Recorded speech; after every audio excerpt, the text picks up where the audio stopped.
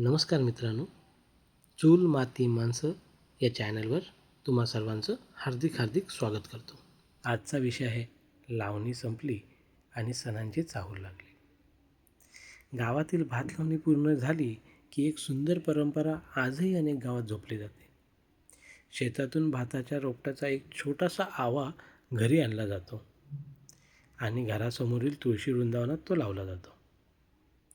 त्या एका आव्यातून घरच्यांना समजायचं की यंदाची लावणी सुखरूप झाली.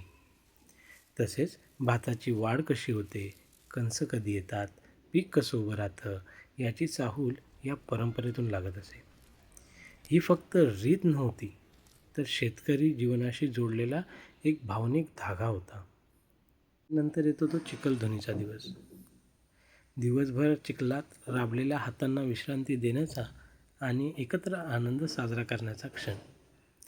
त्या दिवशी कामाला आलेल्या सर्वांना प्रेमाने चिकन, मटण, भात, भाकरी अशा स्वादिष्ट जेवणाची मेजवानी दिली जाते. यामध्ये श्रमाचा सन्मान आणि माणुसकीचा गोडवा या जेवणात भरलेला असतो. सुरू होते मराठी माणसांच्या सणाची लगबग.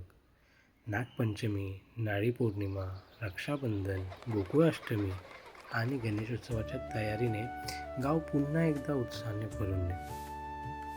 कुणी गणपतीचा पाट तयार करतो, कुणी घराची सफाई करतो, तर कुणी भिंतींना नवीन रंग देतो, तर गणेश शाळांमध्येही गणेशोत्सवाचे धामधूम चालू होते. शेतातील कष्ट संपले की आनंद, परंपरा आणि सणांचा सोहळा सुरू होतो. हाच तर आपल्या गावाकडील जीवनाचा खरा गोडवा असतो ना.